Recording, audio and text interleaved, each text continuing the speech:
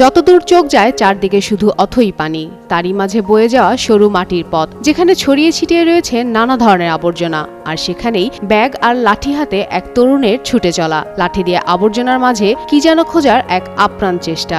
এমন ময়লা স্তূপে কিসের সন্ধানে এই কিশোর?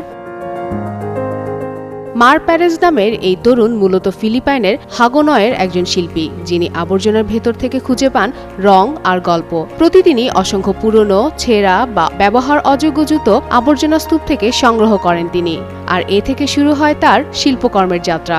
তৈরি করেন নতুন ছবি, নতুন প্রাণ। এই পরিত্যক্ত জুতোগুলো প্রথমে বাসায় এনে ভালো করে ধুয়ে পরিষ্কার করেন মার। তারপর সেগুলো শুকিয়ে ছোট ছোট টুকরোয় কাটেন। সেই টুকরোগুলো দিয়ে সাজিয়ে তোলেন রঙিন মোজাইক। তার এক এক চিত্রকর্মগুলো হয়ে ওঠে এক এক মানুষের ভাবনা, অনুভূতি আর চারপাশের বাস্তবতার প্রতিচ্ছবি। সম্প্রতি তিনি শুরু করেছেন এক বিশেষ চিত্রকর্ম।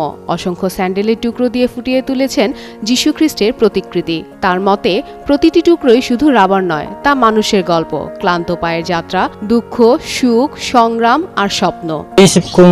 স্যান্ডেল দিয়ে কাজ করার ভাবনা আমার মাথায় এসেছিল পরিবেশের কথা ভেবে। প্লাস্টিক বর্জ্য আমাদের প্রকৃতিকে নষ্ট করছে, পানি আটকাচ্ছে, বন্যা বাড়াচ্ছে। আমি চেয়েছি এসবকে শিল্পে রূপ দিতে, যেন মানুষ বুঝতে পারে আবর্জনা মানেই শেষ নয়। তার এই অভিনব শিল্প তরুণদের জন্য অনুপ্রেরণাও বটে। তিনি আশা করেন নতুন প্রজন্ম শিখবে কিভাবে ফেলে দেওয়া জিনিসকে আবার ব্যবহার করা যায়, কিভাবে আবর্জনা হয়ে উঠতে পারে সৃজনশীলতার উৎস।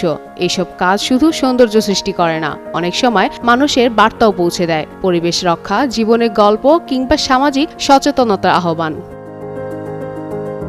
ফিলিপাইনে প্রতিদিন প্রায় ৬১,০০০ মেট্রিক টন বর্জ্য তৈরি হয়, যার বড় অংশই প্লাস্টিক। এই বাস্তবতার মধ্যে মার প্যারেজের কাজ যেন এক আলোর দিশা, যেখানে ফেলে দেওয়া স্যান্ডেল মিশে যাচ্ছে শিল্পে, গল্পে আর সচেতনতার বার্তায়। ফাতেমা ফাতেহ জান, যুগান্তর নিউজ।